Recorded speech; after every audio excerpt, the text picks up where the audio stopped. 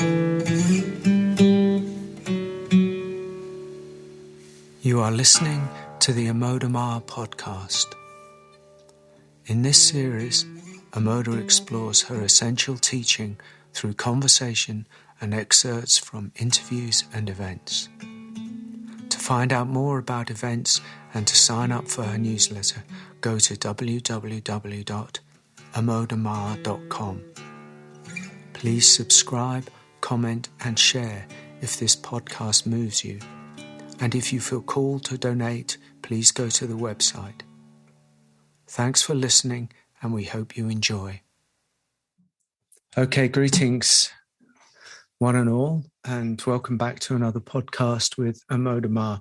My name is Kavi, as some of you know, and I'm delighted to announce that this is episode 15.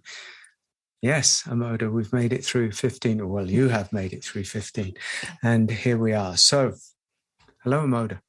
Hello, Kavi. Today we are going to explore the phrase, life is your satsang. So we're going to just dive into that. Firstly, a sort of exploration of what is satsang, and then we're going to move on, hopefully, to what Amoda might mean by life is your satsang. Bearing in mind, please, that this is not a theologic or a philosophical, or a historical kind of analysis. We don't, as you know, if you've been listening to these conversations, we don't really come at it from that angle. This is really about how it is in this realm for Amoda's teaching, for Amoda. So while it touches on some of those maybe truths or definitions, it's not them specifically. So, having got that out of the way, I am going to throw it open and throw it to you, Amoda. What do you mean by this quixotic and intriguing word that has puzzled many, called satsang? What is satsang to you? Well, I think for listeners who are on a spiritual path, then the general consensus of satsang is a gathering or meeting in truth, in the truth of beingness, in the truth of the depth of who we are. And this may take various forms. Sometimes satsang is a gathering with a spiritual teacher. Sometimes a satsang is more of a gathering of spiritual seekers without the teacher being the space itself, perhaps, or the space of honesty or the space of inquiry. Sometimes satsang is used for gatherings where there is a musical offering, a spiritual music of the heart, perhaps a kirtan, perhaps devotional songs. So it's a kind of loose term, I guess. The way that I'm using it for the purposes of this conversation, and perhaps when I do drop it into any discourses or dialogues, which I don't very much, but a satsang is, I think, meeting in truth comes closest to it. What is that truth? It's not an ideological truth. It's not a philosophical truth. It's not a religious truth, and it's not even a metaphysical truth. So it's not conceptual. It's really a meeting in which, meeting with a teacher or meeting with each other, some kind of gathering in which the truth of our essential nature is pointed to. And so a satsang often has, I see it as a kind of crucible, a kind of container where a dialogue and an inquiry can take place that is beyond or outside of the conventional social matrix, the conventional social interaction, and also outside of the conventional educational or even religious kind of interaction. So we're really creating a container for a truth that is deeper than the mind's beliefs or the self's identities can reveal itself.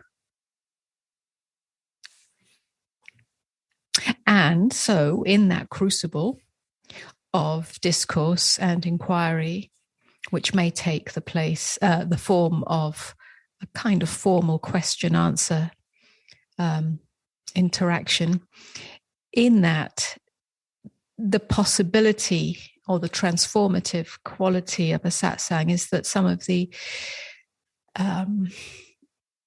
layers or defense structures that uphold the ego self, the ego identity or identities, can come tumbling down, can almost burn in the fire of truth.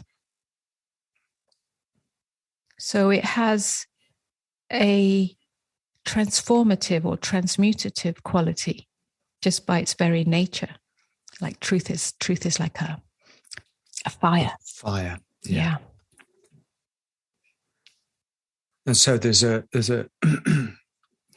a mirror-like quality of the the space that the space offers, that holds a mirror up to each person potentially?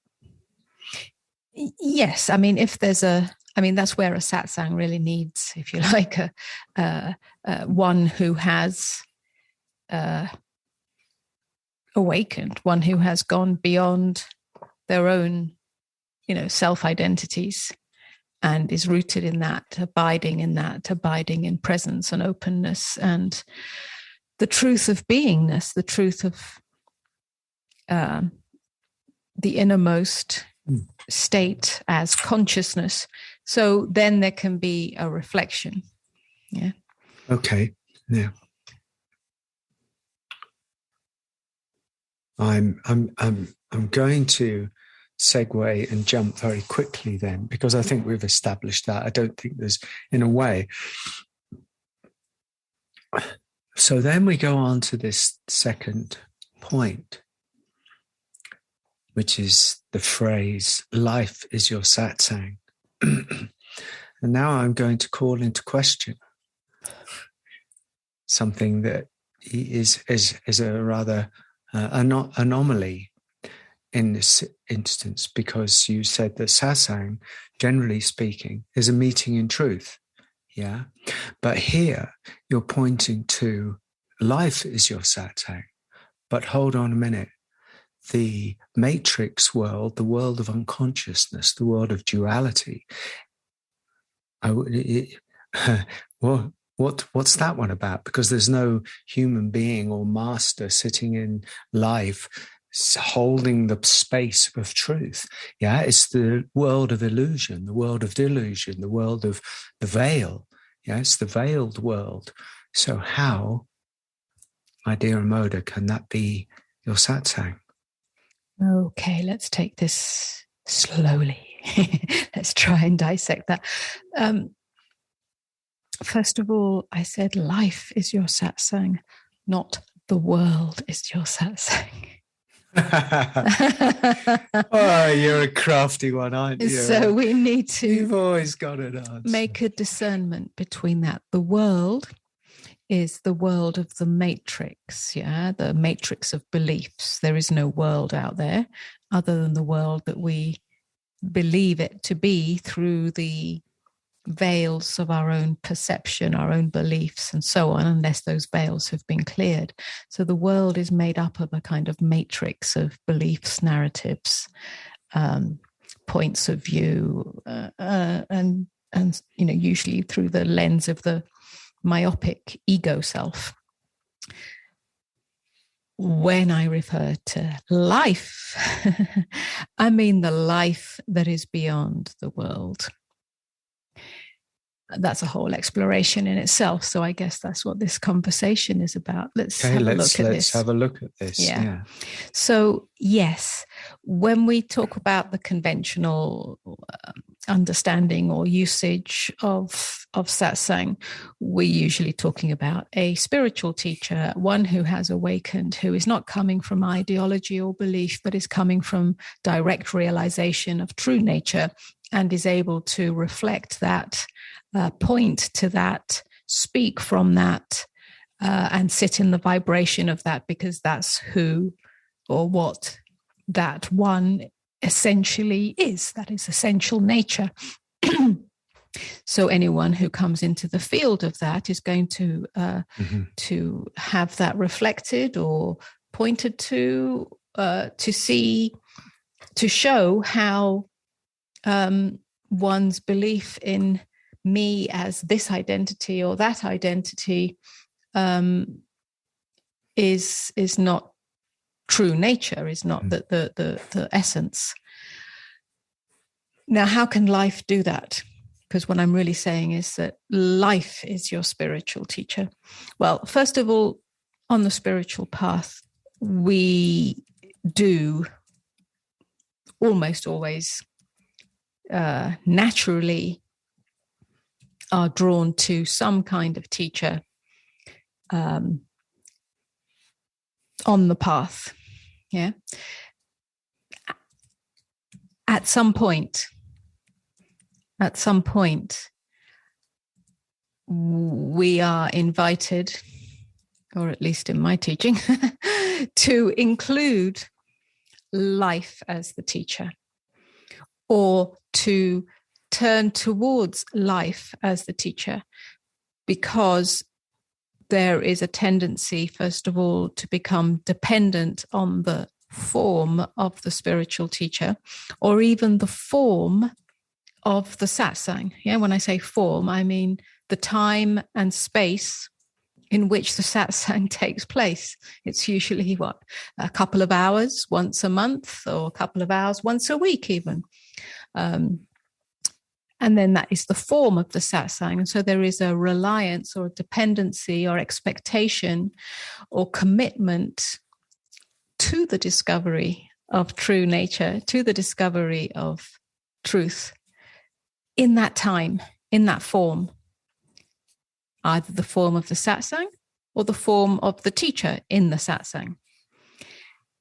And so the invitation of the true spiritual inquiry, of truly waking up to our true nature, must include life. Must include life. What does that mean? It means that every experience that we have, every peak and valley, every challenge, every loss, everything that a human being can experience is an opportunity to wake up. You see, when we've penetrated the veil of reality, we see that life is always offering us that opportunity in all experiences. And so turning our attention to that expands the satsang. The satsang, the opportunity for waking up, the opportunity for realizing true nature, the opportunity to deepen into presence and openness is available to us always. So this kind of cuts through spiritual laziness, spiritual materialism, and so on and so on, and even spiritual identity. It cuts through bypassing, really, and it cuts through a kind of intellectualism or a safety, because in a way there can be a tendency not always, but sometimes, to actually, long for or become addicted to on a certain level. And I have seen this, addicted to the satsang, because in the satsang, there it is. I experience the burning of the karma, or the burning of the, of the conditionality, the stories, the thing. And then when I leave there and go home, it's still there a little bit, and it lasts. And then the next day, it's a little bit faded. And 3 days later, it's like, it's still not really there, fragrance. And then 5 days later, you're completely forgotten.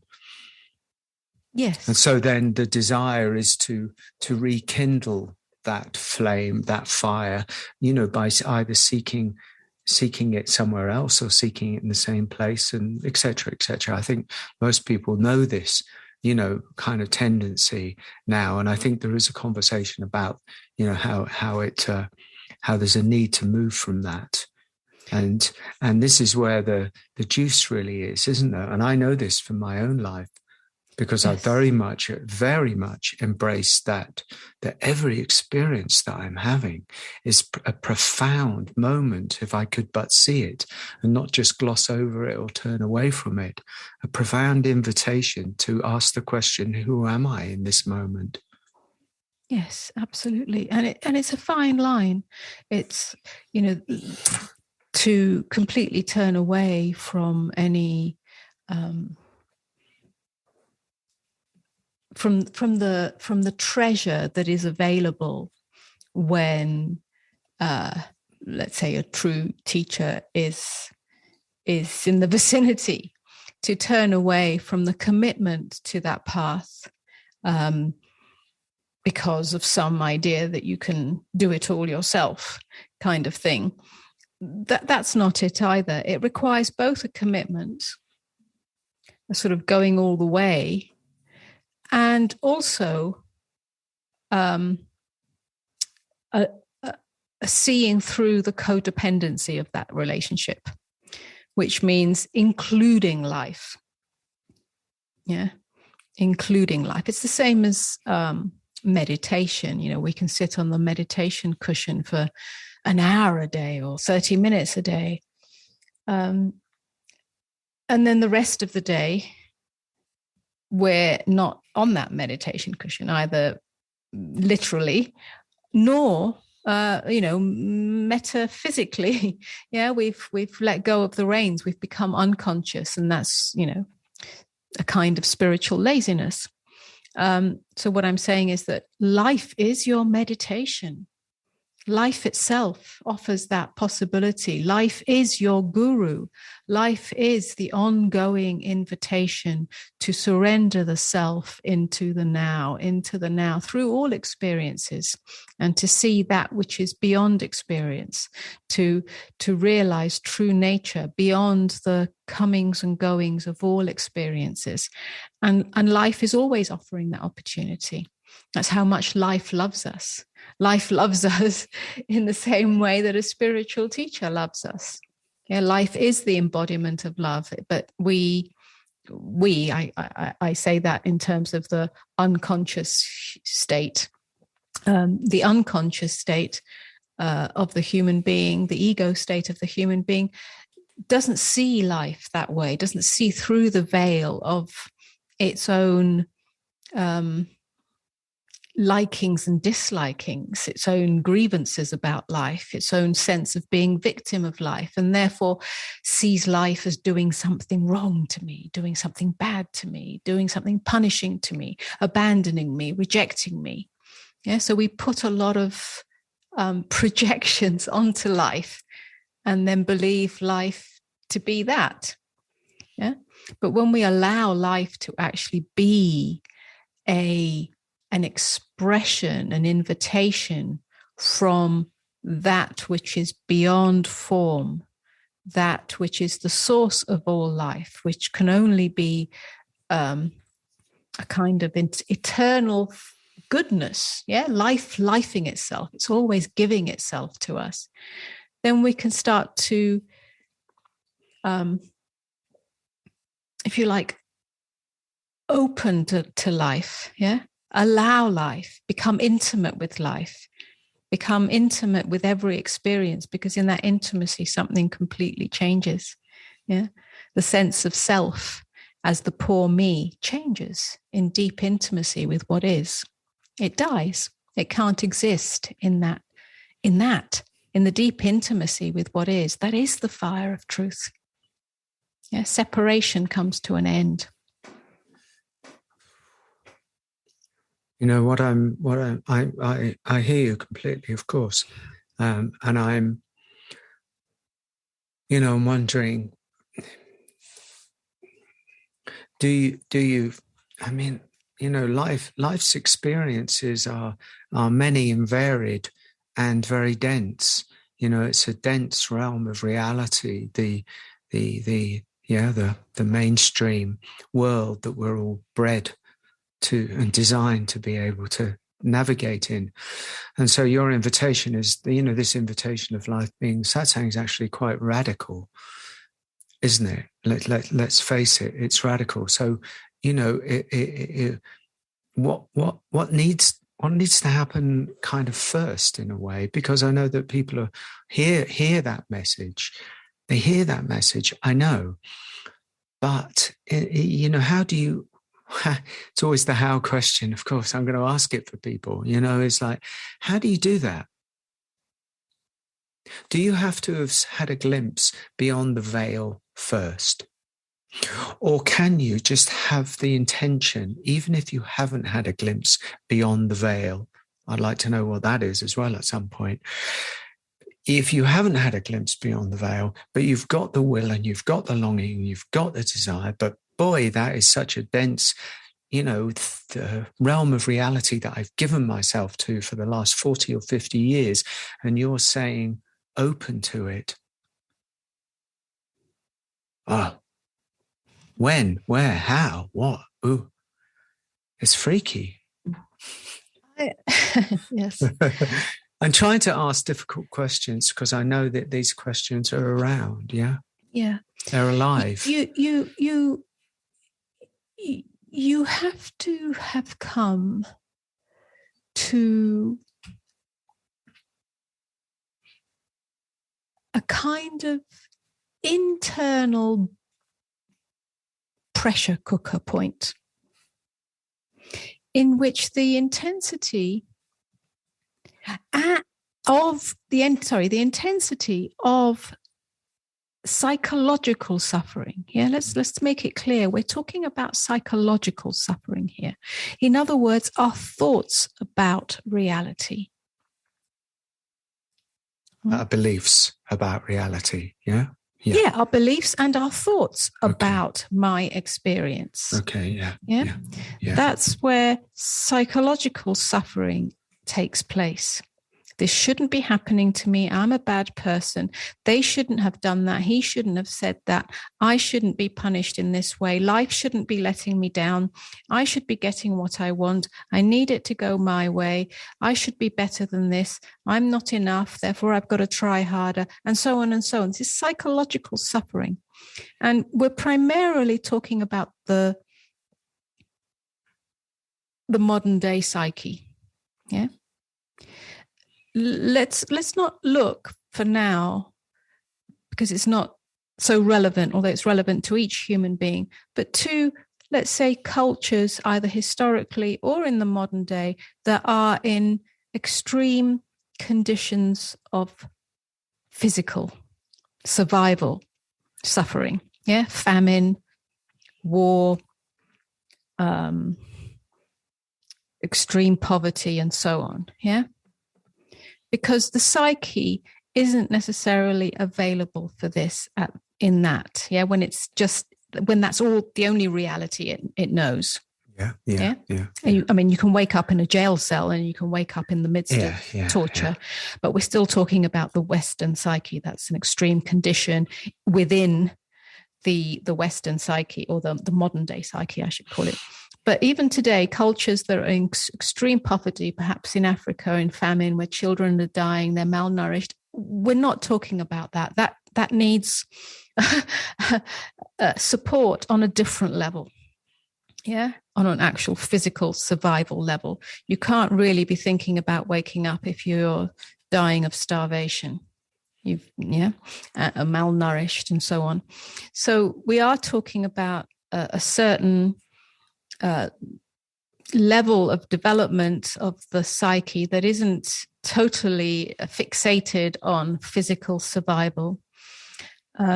Although there are situations of physical survival, even in this, children are abused, and there is poverty, and there is trauma. There is trauma, and of course there is, and there is accident, and there is loss, and so on. So of course it includes that, but we're primarily talking about the Western psyche, the modern day psyche that is at a certain stage of development that can turn its attention inwards towards the nature of psychological suffering. In other words, my thoughts about my experience.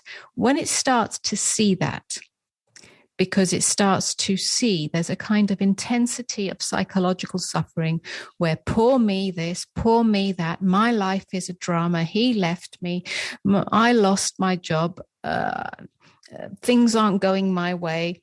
And our thoughts about reality, our thoughts about ourselves, our thoughts about my life, our thoughts about the people that we're surrounded with, family, so on and so on, they are come to an intensity, and you see for a moment within that intensity that you or your thoughts, it's not your thoughts, it's your believing in those thoughts to be reality that is the cause of suffering.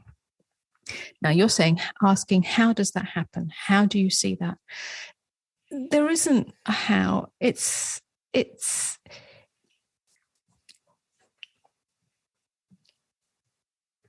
comes to a point where there's no choice. I'm not actually looking for a how. I'm just trying to get into the gaps, so that there's because actually some of this can come from an understanding. It can come. The mind is a valuable asset on the spiritual path, despite how it's denied and decried and stuff. Because actually the mind, this is, once you have an articulation, maybe you've got a very good articulation of what's actually going on. That's all. If we can understand some of what's going on from your side of the veil, let's say, and the other side of the veil, and what this discontent is, because we don't understand. We haven't been trained to understand this discontent that you're talking about, kind of suffering. But the discontent is the doorway. Yes, and you have to come to a place of discontent. That discontent needs to build up its intensity. Without the discontent, then there's nothing to investigate, really. Well, no, it's just a great life. So it's just the discontent comes by itself. The discontent, hang on, let's put it this way. The discontent comes when all the striving for success, all the striving for comfort, all the striving for security, all the striving to be loved, to find love, all the striving to be somebody, to gain some recognition, all the striving to feel good enough and worthy enough and to feel fulfilled. When all that striving comes to naught, because still there is discontent, then the true spiritual inquiry begins. We don't even have to call it a spiritual inquiry. The true inquiry begins. The inquiry begins because we start to look inwards and say, well, if all these things I have, all these relationships, all this wealth, all this seeming security, all these experiences that I've amassed, pleasure experiences, exciting experiences, loving experiences, if all this still leaves me feeling unfulfilled, then what is going on here? Where have I been looking in the wrong direction? And then possibly we start to look within for the source of peace, for the source of love, for the source of fulfillment. Yeah. Yeah. Now we can start the true inquiry. Yeah. Now we can start to open to life, not just as things that we amass along the journey of life, things also being experiences, but the essence of life. Can we find fulfillment in the very fact of aliveness, the very fact that life is constantly lifing itself? Yeah, it's always here. This begins to take us into presence. This begins to take us into openness, and something starts to change from within. Yeah. What I hear you kind of saying in a way, and I want to get your idea of this. Is like there's actually we go to satsang, listen to a spiritual teacher. Actually, in a way, we have to be careful of that, because there's a tendency to look for answers too quickly, because there are 10,000 questions to ask first. And what you're saying, I think, what I hear inside what you're saying is that life's experiences, because every moment is offering a new experience in relationship, in work, in the shop, in the store, with your dog, with your mum, on the internet, with the news. These are all offering an opportunity to ask extremely deep questions. And if we don't get to ask those questions, then we're jumping straight to the answers. And then that's not it. That's not it. It's the opportunity to ask the questions that you were just talking about. Yes. I mean, we often need, if you like, or the support that's available from one who is pointing to the inner is absolutely vital. Otherwise, we're sort of flapping around. So we take that pointing and then we almost apply it, if you like, to life itself, or let life point us in the same direction.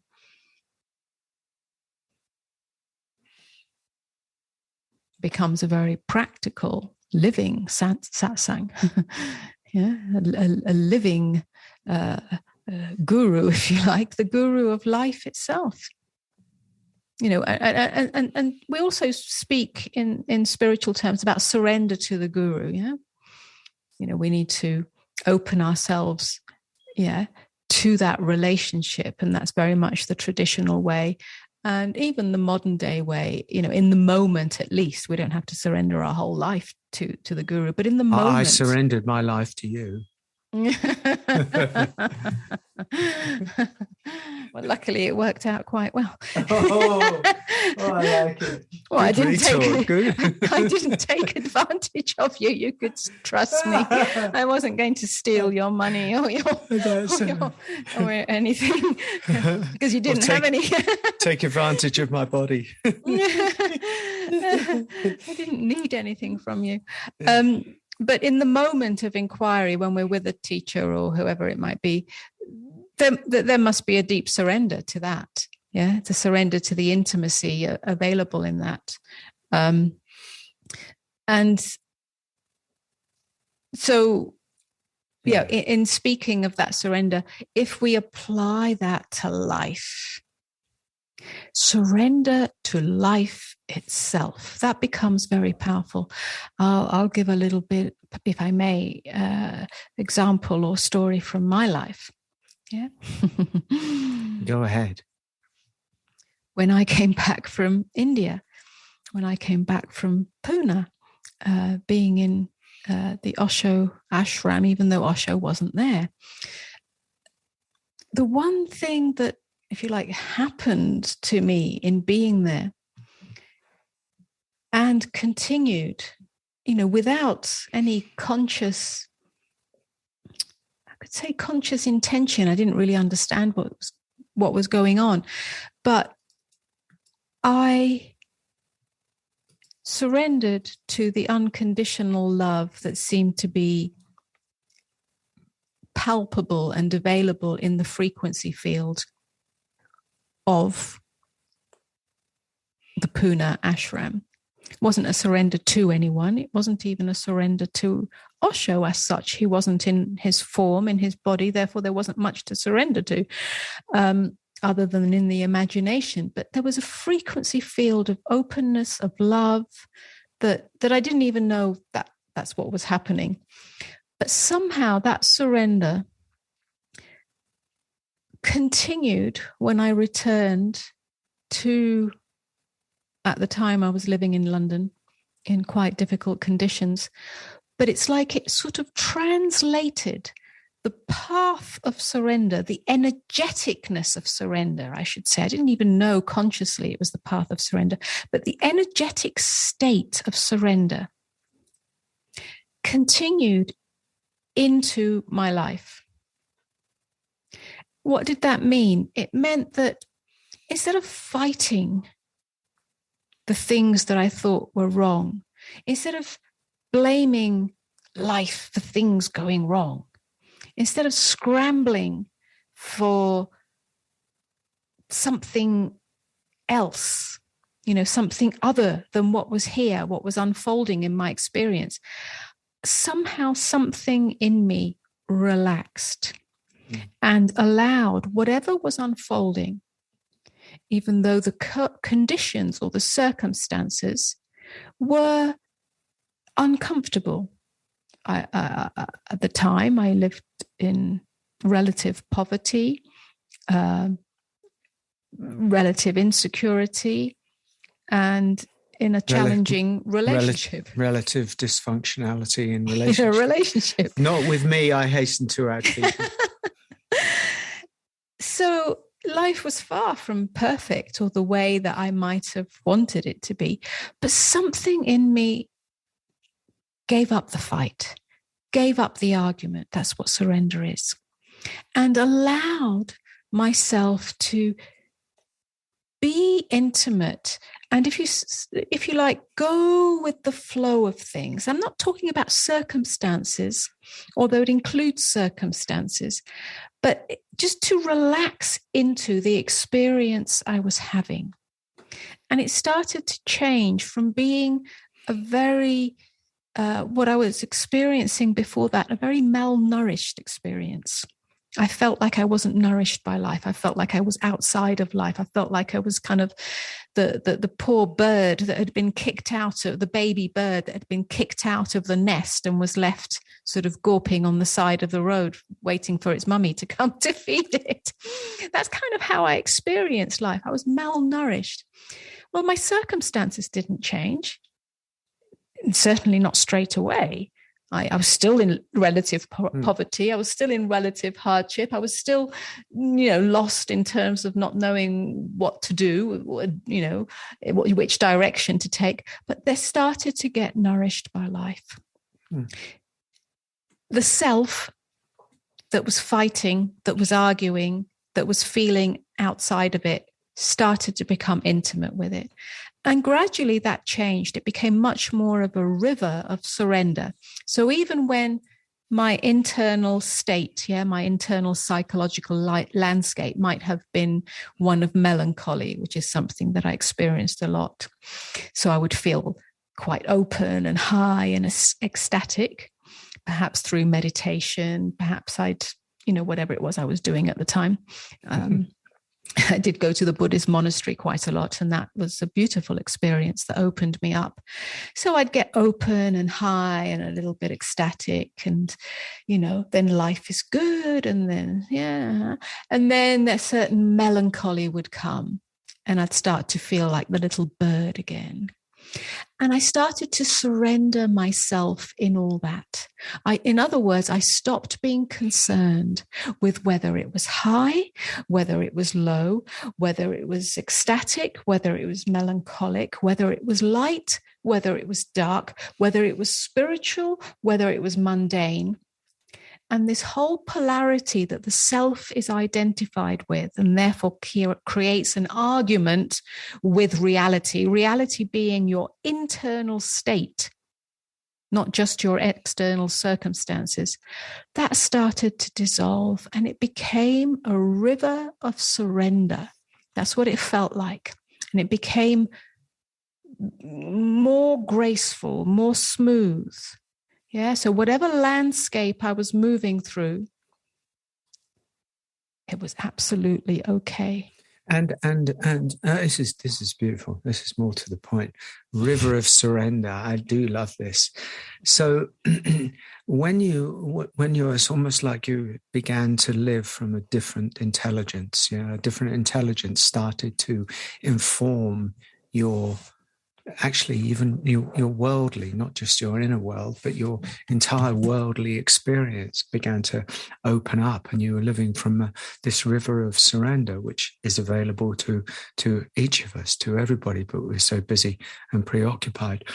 So then what did, just pursuing this for a bit, after by and by, what did happen to those, were those that dysfunctional relationship, was that affected by the river of surrender? That, sense of self-worth that you carried around, was that impacted, and in what way, by the difference in living from the river of surrender? How did it actually impact your everyday life? It's a very good question. Well, it didn't make me a better person in terms of being more perfect or more enlightened or even, more worthy in my relationship, which was dysfunctional because I was always seeking love, seeking to be loved in that relationship. In other words, seeking approval. I didn't feel good enough. And when the reflection from that relationship would come that I wasn't good enough, I wasn't lovable enough, then I would collapse into a poor me. It didn't necessarily change that immediately. It didn't make the relationship better. It didn't make the relationship less dysfunctional. It didn't make my life, improve my life in terms of circumstances. Certainly not immediately. And when I say immediately, for a number of years. But what it did do is it was a kind of invisible happening by itself, if you like, purification of everything that was false in my life. Exactly. All the false structures that I had built in order to find love, to find approval, to find comfort, started to either collapse or come up to be seen. And so something in me recognized, wow, this isn't actually right for me. Yeah. Whereas before, it was very right for me and I really wanted it and I would cling to it like bloody hell. Yeah. So what happened in real life, in real terms, was my relationship came to, after this took a few years, 2 or 3 years longer, it came to a head and it collapsed. And I had no choice but to be true to that which was true in myself, which is a big fat no. No to that relationship. And of course it hurt and so on. So it was a kind of purification. It's like the river of surrender started to meander into the details of my life and deconstruct, pull everything that was a false erection, a false scaffolding. This happened by itself. This happened unbidden because my commitment was to the surrender above and beyond all else. And then it took care of itself. Yes. I know this. These are truthful words, not just about your life, but actually about it, about the fire. This fire, some fire had touched you on the inside, was like, it was a light. And your devotion, because there was at least a moment or an experience of the freedom or the joy or the surrender or the whatever it is of that. And then by and by, because your ongoing devotion, it doesn't happen just by itself. It seems to happen by itself, but it also happens because on the human level, you've given it your devotion. You wake up, you get entangled, and you see that there's something fundamentally much more than that. The devotion to it. And then by and by, it takes care of itself on a certain level. I know this to be true in my life as well. Yes, that's right.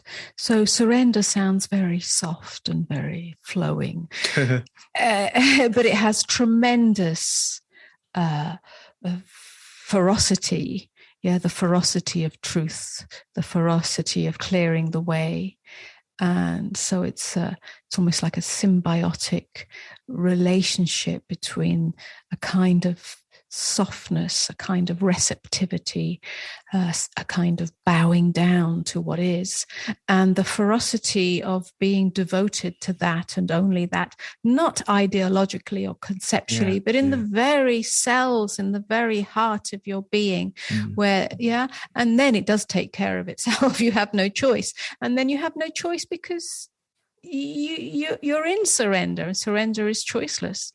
Yeah, you don't make a choice to surrender. It sort of takes you. So we talked about, what the discontent, the suffering, the itch, the scratch, and then you described the process for you, some of the process or a little glimpse of it. What had actually was there a discontent in you that drove you to go to India in the first place? Because what I'm wondering is, you had an experience, not to do with India necessarily, but it's grace or something drove you. Was it discontent that drove you there in the first place? Because then everything happened subsequently, and everything has been subsequent to it. Well, again, a deep question, because I could say on one level, there was a very definite discontent that drove me to India. Yeah, I didn't go to, let's say, enjoy myself or for any recreational purposes. I had no idea really, but not something drove me. No, there was a discontent. The discontent was essentially within myself, but manifesting or expressing itself through my very dramatic and turbulent relationship that I was in, which left me, because of my own internal landscape, left me always, very often, I should say, bereft, abandoned, alone, misunderstood, misjudged, outcast. Of course, these are things in me. They were qualities in me, qualities of my own beliefs, but they were expressed through my relationship. And I knew that I had to find myself. I didn't know what that meant. I wasn't actually looking for enlightenment, but I knew that there was something about finding myself that could only come by being with myself, and something about being in India called me, because I was really on my own. Even though I ended up in the ashram, I had essentially gone on my own into an unknown country, into the wilderness of India, the land of the kingdom of surrender, I should say. And it was completely unknown. I had no idea, other than going to Pune, which I didn't even know what that was. I didn't know what I would find there. I hadn't been there before. But something called me, and I didn't know if I would stay there, move on. And I did. I moved away and I came back. But it was really about finding myself, whatever that meant. And it sort of kickstarted. Yeah. But to take that question just a little bit further, the discontent was probably there since the day I was born. Yes. Yeah. If we look at the thread of discontent, there was always discontent. Yes. There was always a discomfort with the limitation of sort of human experience that seemed to be imposed by others' beliefs. Yeah. Oh, so you were kind of, you saw the inherent overlay of conditioning right from an early age, you think, instinctively, or Well, I in what think as way? children we do. I mean, most children, I think, are born open and innocent and free of conditioning. I know some children seem to come in with a heavier burden than others, but essentially we come in naked. I mean, literally and metaphysically, metaphorically naked. And I think I have a very strong and had a very strong sense of that nakedness as a child. And so life around me, people around me, the world around me, the circumstances, the conditions, the rules, and all of that, the interactions seemed to impinge upon that naturalness, seemed to impinge upon that openness. And I think I felt that very, very strongly, not consciously as I would as a grown-up, as an adult, but it was definitely a feeling. So there was always a sense of discontent, a sense of being trapped, a sense of being outside of things.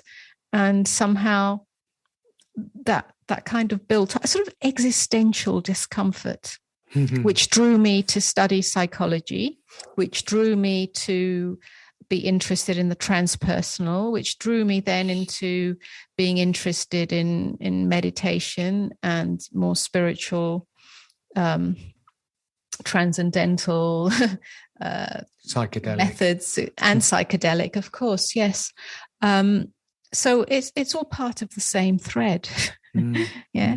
I mean, I remember once in the summer vacation from university, where you normally go and find a summer job, to be able to survive. I had a summer job that lasted 2 weeks. In the whole 3 months or whatever it was that we had summer holidays, I lasted 2 weeks, because in those 2 weeks working in an office where I was just Xeroxing paper after paper after paper of I don't know what, I felt like a machine, totally trapped, robotic, automated, and I didn't see the point of living. And I only lasted 2 weeks, and I wanted to literally kill myself. I got so depressed. That's how unable to fit into the matrix I always was. And I didn't know why. I couldn't work it out. I thought there must be something wrong with me. I must be just a very boring, depressing person or depressed person that can't handle doing anything. But I just couldn't. I had to find myself in a whole other way. Well, it's amazing that these because that was the same for me when I started work. I was 17 years old. I lasted about a week and a half. I said, I'm never going to work again. So I understand this. I think you and I are such kindred spirits in this way. But it's amazing how this misfit dysfunctionality, can actually become a gift eventually. Yeah, because there's no brighter star that I know than you, and nobody more dedicated to the. I've never met anybody more dedicated to the walking the talk of openness, of walking the talk of transformation, of walking the talk of this kind of. Surrender, but this is a strong surrender. This is not a weak surrender. Yeah, we have to throw that idea of weakness out of the door. This surrender is extraordinarily powerful. So, and I have to say that I do work all the time. Work is not something to be limited by. Let's kind of